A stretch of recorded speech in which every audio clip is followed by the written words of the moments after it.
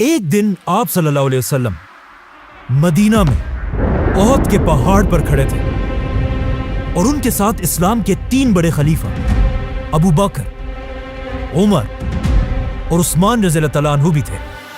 لیکن اچانک ایک زلزلہ آیا اور احد کا پہاڑ ہلنے لگا اور آپ صلی اللہ علیہ وسلم نے کہا، اے احد کے پہاڑ رک جا، تیرے اوپر ایک نبی، ایک صدیق اور 2 شہید کھڑے ہیں۔ اس حدیث کے بعد آپ صلی اللہ علیہ وسلم فوت ہو گئے، لیکن حضرت عمر اپنی پوری زندگی ان کی یہ بات بھول نہیں سکے۔ اسی لیے اپنی پوری خلافت میں حضرت عمر ایک بہت ہی عجیب دعا مانگا کرتے تھے کہ یا اللہ مجھے شہادت کی موت دے، لیکن شہادت بھی ایسی جو رسول اللہ صلی اللہ علیہ وسلم کے شہر مدینہ میں ملے۔ حضرت عمر کی یہ دعا سن کر لوگ ان سے پوچھتے تھے کہ ایسا کیسے ہو سکتا ہے؟ اب تو عرب میں ساری جنگیں ختم ہو چکی ہیں اور مدینہ دنیا کی سب سے سیف سٹی ہے، تو یہاں پر آپ کو کوئی کیسے شہید کرے گا؟ لیکن حضرت عمر کہتے تھے کہ اگر اللہ نے چاہا تو ایسا ہو کر رہے گا۔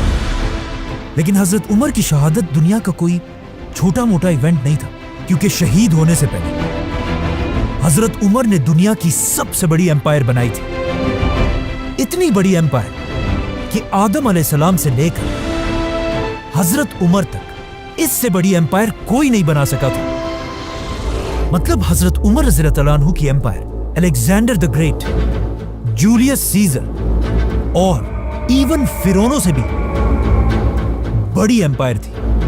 لیکن آج افسوس کی بات یہ ہے کہ مسلمانوں کے علاوہ پوری دنیا حضرت عمر کو صرف عمر کہتی ہے۔ ایون گوگل میں بھی انہیں صرف عمر کہا جاتا ہے، لیکن الیگزینڈر کو آج پوری دنیا الیگزینڈر دی گریٹ کے نام سے یاد کرتی ہے۔ حالانکہ الیگزینڈر کی ایمپائر حضرت عمر کی خلافت کے سامنے کچھ بھی نہیں تھی۔ حضرت عمر کی خلافت کا یہ ریکارڈ اگلے کئی صدیوں تک کوئی نہیں توڑ سکا، لیکن آخر 600 سال بعد ایک بادشاہ نے ان کا ریکارڈ توڑ دیا، جسے ہم سب بہت اچھی طرح جانتے ہیں۔ ناؤ حضرت عمر کی خلافت کے سب سے بڑے کاموں میں سے ایک فرعونوں کے ملک ایجپٹ کو فتح کرنا تھا، جو اس وقت کی دنیا کا سب سے پاورفل اور رچ علاقہ تھا۔ لیکن اب جب مسلمانوں کی ساری اٹینشن ایجپٹ کی طرف تھی، وہاں پرشین بادشاہ کو تھوڑا ریلیکس ہونے کا ٹائم ملا، اور اس نے اس ٹائم کو یوز کر کے اپنے سارے جنرلز اور لوگوں کی طرف آخری لیٹرز بھیجے اور ان سب سے کہا کہ اگر اب بھی تم لوگ نہیں جاگے تو عمر ہماری اس 800 سال پرانی پرشین ایمپائر کو ہمیشہ کے لیے ختم کر دے گا۔ جس کے بعد پرشین ایمپائر کی عوام اپنی تلواریں اٹھا کر ہر طرف سے ایک بہت بڑی فوج بنانے لگی اور مسلمانوں سے آخری جنگ کے لیے تیار ہونے لگی۔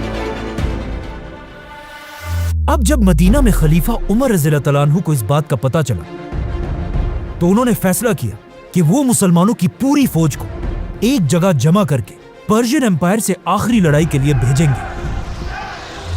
لیکن ایسا کرنے سے ان کے ایک بہت بڑے منسٹر علی رضی اللہ تعالیٰ عنہ نے انہیں روک دیا اور کہا اگر ہم مسلمانوں کی پوری فوج کو ایک جگہ جمع کریں گے تو کہیں ایسا نہ ہو کہ رومن ایمپائر دوبارہ ہم پر حملہ کر دے۔ حضرت علی کی یہ بات خلیفہ عمر رضی اللہ تعالیٰ عنہ کو بہت پسند آئی، تو حضرت عمر رضی اللہ تعالیٰ عنہ نے اپنی رائے چھوڑ کر حضرت علی کی رائے مانی اور ہر علاقے سے چھوٹی چھوٹی فوجیں جمع کر کے پرشین ایمپائر پر آخری حملہ کیا۔ اس طرح مسلمان ایک بار پھر پرشین ایمپائر کے بہت سارے قلعوں کو فتح کرنے لگے، جن میں سے ایک قلعے کی سٹوری سمجھنا بہت ہی امپورٹنٹ ہے، کیونکہ اس قلعے کے لیڈر کا نام تھا ہرمزان، جو اس وقت پرشین ایمپائر کا سب سے طاقتور جنرل تھا۔ اسی لیے ہرمزان کی سٹی کو مسلمانوں نے بہت ہی مشکلوں سے فتح کیا، لیکن یہ سٹی فتح کرتے ہی ہرمزان مسلمانوں کی فوج سے بھاگنے لگا اور مسلمان اس کا پیچھا کرنے لگے۔ بھاگتے بھاگتے ہرمزان اپنی سٹی کے سب سے لمبی بلڈنگ پر چڑھ کر زور زور سے چیخنے لگا کہ میرے پاس 100 تیریں ہیں اور ان 100 تیروں سے میں ایک ایک مسلمان کو چن چن کے ماروں گا، لیکن میری ایک شرط ہے، اگر مسلمان مجھ سے یہ وعدہ کرے کہ وہ مجھے عمر بن خطاب کے پاس لے کر جائیں گے تو میں سرنڈر کرنے کے لیے تیار ہوں۔ تو مسلمانوں نے کہا ٹھیک ہے، اس میں کون سی بڑی بات ہے۔ تو انہوں نے ہرمزان کو پکڑا اور اسے سیدھا مدینہ میں خلیفہ کی طرف روانہ کیا۔ ہرمزان پہلی بار مدینہ میں داخل ہوا اور اس کا خیال تھا کہ خلیفہ عمر کا ایک بہت بڑا محل ہوگا اور باقی بادشاہوں کی طرح ایک بہت بڑے دربار میں بیٹھے ہوں گے، لیکن وہ یہ دیکھ کر حیران رہ گیا کہ دنیا کا اتنا بڑا بادشاہ ایک سادہ سی بلڈنگ میں زمین پر آرام فرما رہے تھے۔ کہا جاتا ہے یہ دیکھ کر ہرمزان نے پوچھا بھی کہ خلیفہ کے گارڈز کدھر ہیں؟ تو اسے بتایا گیا کہ خلیفہ عمر کو ان چیزوں کی ضرورت نہیں ہوتی۔ لوگوں نے حضرت عمر رضی اللہ تعالیٰ عنہ کو اٹھایا اور انہیں کہا کہ یہ پرشین امپائر کا بہت بڑا جنرل آپ سے ملنے آیا ہے، لیکن حضرت عمر نے کہا کہ میں تب تک اس سے بات نہیں کروں گا جب تک اس نے یہ بادشاہوں والے کپڑے پہنے۔ جاؤ اور اسے بدل کر آؤ۔ جب ہرمزان اپنے کپڑے بدل کر بالکل عام انسان کی طرح حضرت عمر کے سامنے پیش ہوا، تب حضرت عمر نے اسے اپنے پاس آنے کی اجازت دی، لیکن اس ہرمزان کی وجہ سے پہلے ہی اتنے مسلمان شہید ہو چکے تھے کہ حضرت عمر اسے سزائے موت دینے کا ارادہ کر چکے تھے۔ لیکن آتے ہی ہرمزان نے کہا کہ مجھے پانی پلایا جائے۔ جیسے ہی اسے پانی دیا گیا تو ہرمزان نے وہاں سب کے سامنے حضرت عمر سے کہا کہ مجھ سے وعدہ کریں جب تک میں اس پانی کو نہ پیوں تب تک مجھے کوئی قتل نہیں کرے گا۔ جیسے ہی حضرت عمر نے ہرمزان کی بات مان لی، ہرمزان نے وہ پانی زمین پر پھینک دیا اور کہا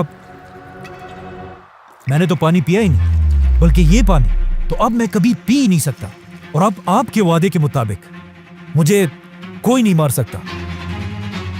جس کے بعد ہرمزان نے جلدی سے اسلام قبول کر لیا اور اس طرح مدینہ میں اپنی جان بچا لی۔ حضرت عمر نے بھی یہ دیکھ کر ہرمزان کو معاف کر لیا، لیکن انہیں پتا تھا کہ ہرمزان کوئی عام انسان نہیں ہے، بلکہ پوری پرشین امپائر کا آرمی چیف ہونے کی وجہ سے ہرمزان کو اس امپائر کے ایک ایک کونے کا پتا تھا۔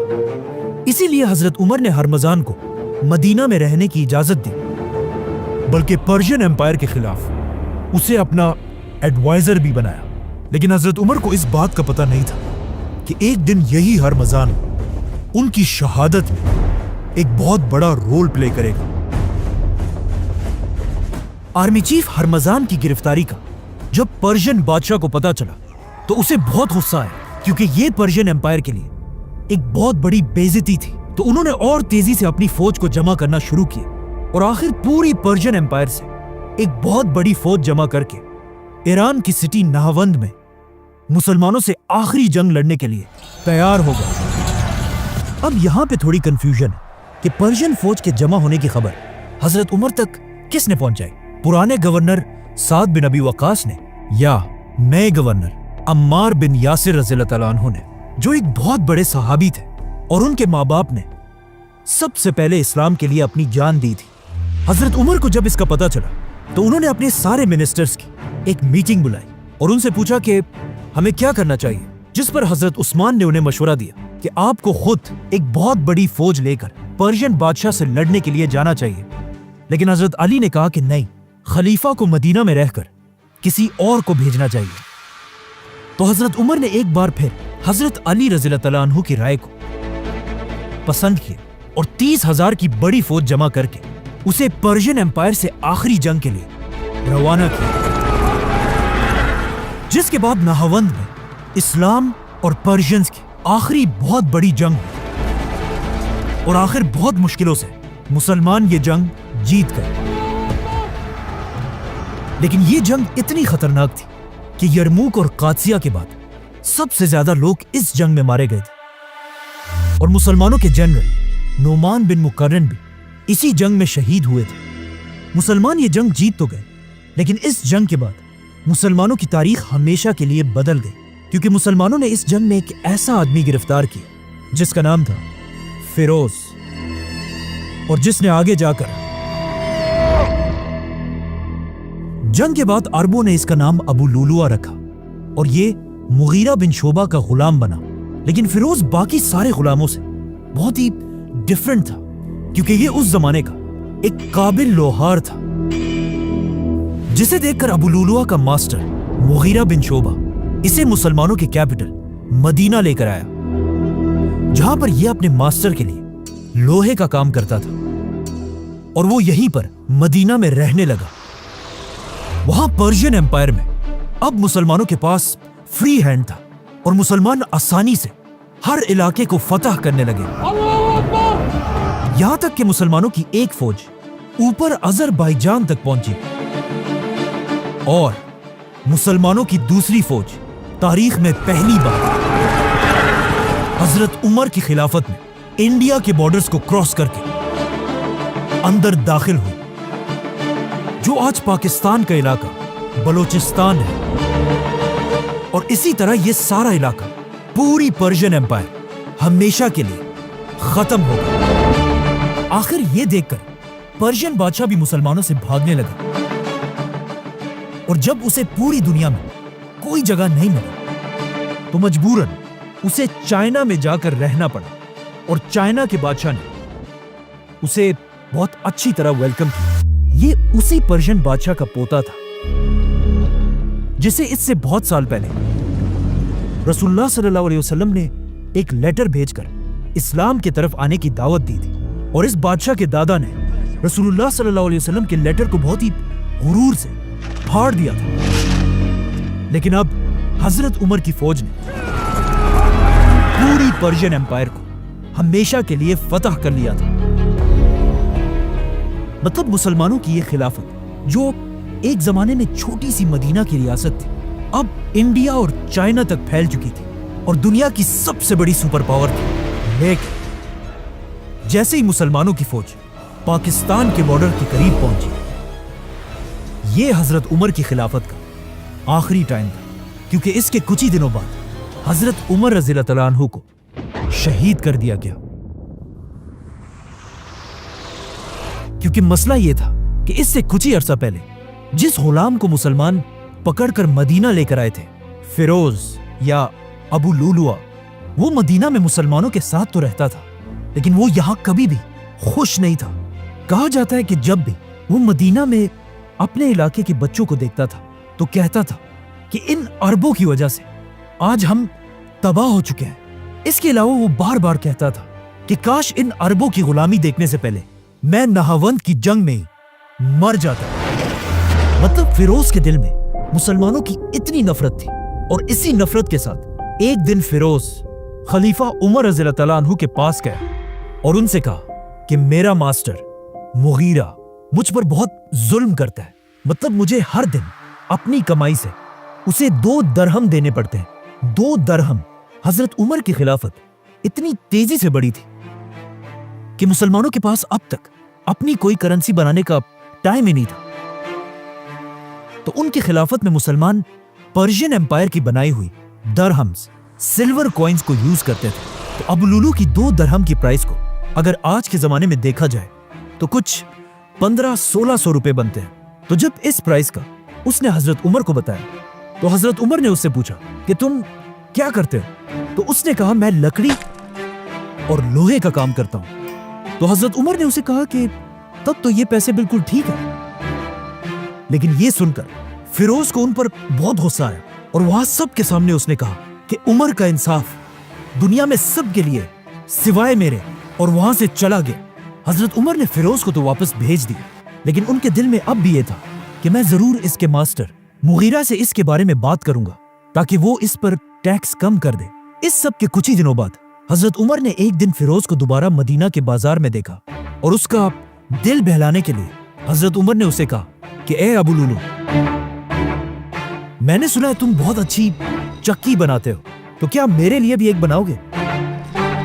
लेकिन फिरोज के दिल में अब भी हजरत उमर के लिए वही गुस्सा था। तो उसने हजरत उमर से कहा कि क्यों नहीं, मैं आपके लिए एक ऐसी चक्की बनाऊंगा जिसे आज के बाद पूरी दुनिया याद रखेगी। अब ये बात उसने एक ऐसे अंदाज में कही थी कि उससे हजरत उमर को समझ आ गई कि फिरोज उसे धमकी दे रहा है। और यही बात उन्होंने बाकी सहाबा को भी बताई कि इस आदमी ने मुझे धमकी दी है। लेकिन इस्लाम का कानून यह है कि कोई भी किसी भी दूसरे शख्स को सिर्फ शक की वजह से गिरफ्तार नहीं कर सकता, चाहे वो कोई बादशाह ही क्यों ना हो। इसीलिए इस धमकी के बाद भी हजरत उमर ने फिरोज को जाने दिया।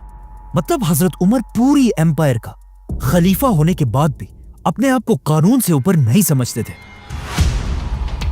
इस धमकी के बाद फिरोज यहां से चला तो गया, लेकिन उसने अपने दिल में यह फैसला कर लिया था कि अब वो हजरत उमर को जिंदा नहीं छोड़ेगा।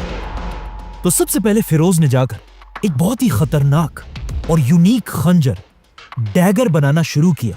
यह एक ऐसा डैगर था जिसे सेंटर से पकड़ा जाता था और उसकी दोनों साइड्स पर बहुत ही शार्प ब्लेड्स थी। और सिर्फ यही नहीं, बल्कि इस खंजर के तैयार होते ही फिरोज ने एक बहुत ही डेडली जहर बनाना शुरू किया। उस जमाने के पर्शिया में लोग जिस जहर को यूज किया करते थे वो ज्यादातर इस हेमलॉक के पौधे से बनाया जाता था, जो दिखने में तो बहुत खूबसूरत है, लेकिन इसके छोटे से जर्रे से भी इंसान अंदर से बिल्कुल जल जाता है। इसीलिए यह पौधा उस जमाने के असैसिन्स का फेवरेट पॉइजन था और कहा जाता है कि इससे बहुत साल पहले एक ग्रेट फिलोसोफर सोक्रेटिस सुकरात को भी इसी जहर से मारा गया था। फिरोज ने अपने इस यूनिक खंजर को सारी रात इस जहर के अंदर रखा और फिर अगले ही दिन फजर की नमाज से पहले जाकर मस्जिद नबवी के एक कोने में छुप गया और खलीफा उमर रज़ियल्लाहु तआला अन्हु का इंतजार करने लगा।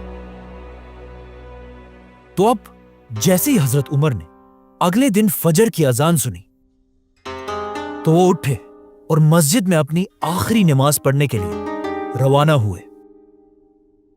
हजरत उमर के पहुंचने से पहले ही मुसलमान मस्जिद में नमाज के लिए सफों में खड़े हो चुके थे, लेकिन फिर भी हजरत उमर एक एक सफ को क्रॉस करते हुए उन्हें हुक्म दे रहे थे, मुसलमानों, अपनी सफों को सीधा करो। इस वक्त अपनी शहादत से कुछ ही देर पहले हजरत उमर की खिलाफत वेस्ट में अल्जीरिया से लेकर ईस्ट में इंडिया तक फैली हुई थी। मतलब अगर आज की दुनिया के 25 या 30 कंट्रीज को मिला लिया जाए तब जाकर वो अकेले हजरत उमर की खिलाफत बनती है। लेकिन यहां पे ये समझना लाजमी है कि इस सब के बारे में आप सल्लल्लाहु अलैहि वसल्लम पहले ही बता चुके थे। हजरत उमर की शहादत से सिर्फ 25 साल पहले, जब मक्का में आप सल्लल्लाहु अलैहि वसल्लम के थोड़े ही फॉलोअर्स थे और लोग उन पर बहुत जुल्म किया करते थे, तो इन सख्त हालात में भी आप सल्लल्लाहु अलैहि वसल्लम सबसे कहते रहते थे कि एक दिन यही मुसलमान दुनिया की दोनों सुपर पावर्स रोमन और पर्शियन एम्पायर को फतह करेंगे। और ये सुनकर मक्का के लोग हमेशा उनका बहुत मजाक उड़ाया करते थे और कहते थे कि मुसलमान हमसे अपने आप को नहीं बचा सकते, तो ये लोग सुपर पावर से क्या लड़ेंगे। लेकिन आज सिर्फ कुछ ही साल बाद हजरत उमर ने अपनी खिलाफत में रसूलुल्लाह सल्लल्लाहु अलैहि वसल्लम की इन बातों को पूरा कर दिया था, क्योंकि आज मुसलमान दुनिया के सबसे बड़े सुपर पावर थे और हजरत उमर दुनिया के सबसे ताकतवर बादशाह। आखिर हजरत उमर मुसलमानों के सामने इमाम की जगह पर खड़े हुए और नमाज शुरू की। अल्लाहु अकबर। कहा जाता है कि हजरत उमर हर फजर की नमाज में कुरान की सूरह यूसुफ की तिलावत करते थे, जिसमें यूसुफ अलैहिस्सलाम एक गुलाम से पूरे इजिप्ट के लीडर बनते हैं। लेकिन आज वही इजिप्ट हजरत उमर की खिलाफत का एक छोटा सा सूबा था। लेकिन अब अपनी जिंदगी की आखिरी नमाज में हजरत उमर ने जैसे ही नमाज शुरू की, पीछे से अबू लुलू फुल स्पीड भागते हुए आया और अपने जहरीले खंजर से जोर से हजरत उमर को मारा और फिर दोबारा मारा और दोबारा मारा। इसी तरह अबू लुलू ने बहुत तेजी से हजरत उमर पर 6 वार किए और हजरत उमर जमीन पर गिर गए। यह देखकर पीछे खड़े मुसलमानों ने अबू लुलू को पकड़ने की कोशिश की, लेकिन फिरोज ने वहां से भागने के लिए अपने इसी खंजर से वहां 9 और लोगों को भी शहीद कर दिया। लेकिन आखिर जब मुसलमानों ने इसे पकड़ लिया तो फिरोज ने उसी खंजर से अपना ही गला काटकर खुदकशी कर ली। अब पीछे खड़े मुसलमानों को इस बात का पता नहीं था कि हजरत उमर पर हमला किया गया, इसीलिए वो सब कंफ्यूज थे कि हजरत उमर ने अचानक नमाज क्यों रोक दी। ये देखकर अब्दुर्रहमान बिन औफ आगे बढ़े और हजरत उमर की बाकी नमाज को पूरा किया। इसके कुछ ही देर बाद हजरत उमर ने होश में आकर पूछा, کہ ابن عباس مجھے مارنے والا کون تھا تو انہیں بتایا گیا کہ مغیرہ بن شعبہ کا وہی غلام فیروز۔ یہ سن کر حضرت عمر نے کہا کہ اللہ کا شکر ہے کہ مجھے کسی کلمہ پڑھنے والے مسلمان نے نہیں مارا۔ مطلب فیروز نے صرف 2 درہموں کی وجہ سے دنیا کے سب سے طاقتور بادشاہ خلیفہ عمر رضی اللہ تعالیٰ عنہ پر حملہ کیا تھا۔ لیکن یہاں پر کہانی کا ایک دوسرا اینگل بھی ہے۔ جب سے فیروز مدینہ آیا تھا وہ یہاں بالکل بھی خوش نہیں تھا اور مسلمانوں سے بہت سخت نفرت کرتا تھا، اور مدینہ کے باقی لوگوں سے دور رہ کر صرف ایک شخص کے ساتھ پھرتا تھا، وہی ہرمزان۔ اور کہا جاتا ہے کہ جس خنجر سے حضرت عمر کو مارا گیا تھا وہی خنجر لوگوں نے اس سے صرف ایک ہی دن پہلے ہرمزان کے پاس دیکھا تھا، جس کی وجہ سے بہت ہسٹورینز کہتے ہیں کہ فیروز کا یہ حملہ اکیلا نہیں بلکہ پرشین امپائر کی ایک سوچی سمجھی سازش تھی، اور یہ سازش مدینہ میں بیٹھے پرشین امپائر کے پرانے جنرل ہرمزان نے بنائی تھی۔ اسی لیے حضرت عمر کی شہادت کے کچھ ہی دنوں بعد ان کے ایک بیٹے عبید اللہ نے ہرمزان کی جان بھی لی تھی۔ لیکن یہ ایک بہت کنٹروورشل مسئلہ ہے اور آج کسی کو نہیں پتا کہ وہاں ایگزیکٹلی کیا ہوا تھا۔ خیر، مسلمان مسجد سے حضرت عمر کو اٹھا کر ان کے گھر لے کر آئے۔ عمر رضی اللہ عنہ کے جسم پر لگے زخم اتنے گہرے تھے کہ انہیں گھر لانے کے بعد جب انہیں کھجور کا پانی اور دودھ پلایا گیا تو وہ ان کے معدے میں جانے کے بجائے ان کے زخموں سے باہر نکلنے لگا۔ یہ دیکھ کر حضرت عمر کے ڈاکٹر نے انہیں کہا کہ یا امیر المومنین، اللہ کو یاد کریں، مطلب اب آپ کے پاس تھوڑا ہی ٹائم بچا ہے۔ یہ سن کر حضرت عمر کے پاس بیٹھے کچھ لوگ رونے لگے تو حضرت عمر نے انہیں ڈانٹا اور کہا جس نے رونا ہے وہ یہاں سے باہر نکل جائے۔ نارملی جو مر رہا ہوتا ہے لوگ اسے تسلی دیتے ہیں، لیکن حضرت عمر کی پرسنالٹی ایسے تھی کہ اپنی موت کی خبر سننے کے بعد بھی انہیں کوئی فرق نہیں پڑا۔ اپنی موت کی خبر سن کر حضرت عمر نے سب سے پہلے حکم دیا کہ مجھ پر جتنا بھی قرضہ ہے اس کا حساب لگایا جائے۔ تو پتا چلا کہ حضرت عمر پر 86,000 درہمز کا قرضہ تھا۔ تو حضرت عمر نے اپنے بیٹے اور خاندان کو حکم دیا کہ میرے بعد اس قرضے کو ادا کیا جائے۔ ساتھ بیٹھے لوگوں نے کہا کہ ایسا کرنے کی کیا ضرورت ہے، یہ سارا تو وہ پیسہ ہے جو آپ نے اپنی طرف سے غریبوں اور یتیموں کو دیا ہے۔ لیکن حضرت عمر نے ایسا کرنے سے انکار کر دیا اور ان کی شہادت کے بعد جس گھر میں وہ شہید ہوئے تھے اسے بیچ کر حضرت عمر کے قرضے کو ادا کیا گیا۔ اور اس گھر کو خریدا کس نے؟ ایک بہت ہی رچ صحابی اور فیوچر خلیفہ حضرت معاویہ بن ابی سفیان۔ جب پورے مدینہ میں یہ بات پھیل گئی کہ اب ان کے بیلوڈ خلیفہ عمر رضی اللہ تعالیٰ عنہ اس دنیا میں نہیں رہ پائیں گے تو ہر گھر سے رونے کی آوازیں آنے لگی۔ یہاں تک کہ ایک صحابی نے کہا کہ حضرت عمر کی شہادت کے دن مدینہ کے لوگ ایسے رو رہے تھے جیسے ہر گھر میں ان کا اکلوتا بیٹا مرا ہو، کیونکہ حضرت عمر نے اپنی حکومت ایک بادشاہ کی طرح نہیں بلکہ ایک باپ کی طرح کی تھی۔ اب جب حضرت عمر اپنے بستر پر اپنی زندگی کی آخری سانسیں لے رہے تھے تو انہوں نے اپنے بیٹے عبداللہ بن عمر کو بلایا اور اسے اپنی زندگی کی آخری خواہش بتائی کہ جا کر رسول اللہ صلی اللہ علیہ وسلم کی بیوی حضرت عائشہ رضی اللہ تعالیٰ عنہا سے پوچھو کہ عمر اپنے 2 ساتھیوں کے ساتھ دفن ہونا چاہتا ہے، لیکن یاد رکھنا کہ عمر ہی کہنا، امیر المومنین مت کہنا۔ عمر رضی اللہ تعالیٰ عنہ نے یہ اس لیے کیا کہ کہیں حضرت عائشہ اسے خلیفہ کا ایک آرڈر سمجھ کر مجبوراً مان نہ لے۔ یہ سن کر حضرت عائشہ نے کہا کہ یہ جگہ میں ہمیشہ اپنے لیے رکھنا چاہتی تھی، کیونکہ یہاں انہی کے کمرے میں ایک طرف ان کے شوہر آپ صلی اللہ علیہ وسلم اور دوسری طرف ان کے والد ابو بکر رضی اللہ تعالیٰ عنہ تھے۔ لیکن حضرت عائشہ نے کہا کہ آج کے دن میں اپنے آپ سے بھی زیادہ آج عمر کو اس جگہ کا حقدار سمجھتی ہوں۔ حضرت عمر کو جب اس بات کا پتہ چلا تو وہ بہت خوش ہوئے اور کہا یہی میری آخری خواہش تھی، اور ساتھ ہی حکم دیا کہ میرے مرنے کے بعد ایک بار دوبارہ حضرت عائشہ سے ضرور پوچھ لینا۔ اب عرب میں ایک رواج تھا کہ جب بھی کوئی بہت بڑا آدمی مرتا تھا اس کے لیے ایک بہت ہی مہنگا کفن بنایا جاتا تھا اور اس کفن پر ہر طرح کے پرفیومز لگائے جاتے تھے۔ لیکن حضرت عمر نے اپنے بیٹے کو سختی سے کہا کہ میرے مرنے کے بعد میرے لیے صرف ایک عام سا کفن لینا اور اس پر کسی قسم کا پرفیوم نہیں لگانا. اور پھر اپنے آخری ٹائم پر حضرت عمر نے اپنے بیٹے سے کہا کہ میرا سر اب تکیے سے ہٹا کر زمین پر رکھ دو, ہو سکتا ہے اللہ کو مجھ پر رحم آ جائے. اور اس طرح 10 سال اور 6 مہینے تک مسلمانوں کے خلیفہ رہنے کے بعد حضرت عمر اس دنیا سے چلے گئے. اور اس طرح اسلام کے دوسرے خلیفہ کو رسول اللہ صلی اللہ علیہ وسلم اور ابو بکر رضی اللہ تعالیٰ عنہ کے پاس مدینہ میں دفنا دیا گیا. لیکن اپنی وفات سے پہلے حضرت عمر نے نیکسٹ خلیفہ کے لیے 6 لوگوں کو نامینیٹ کیا تھا اور حکم دیا تھا کہ میرے مرتے ہی ان 6 لوگوں کو ایک گھر میں بند کر دیا جائے اور صرف 3 دنوں کے اندر اسلام کے نیکسٹ خلیفہ کا اعلان کریں. سبسکرائب.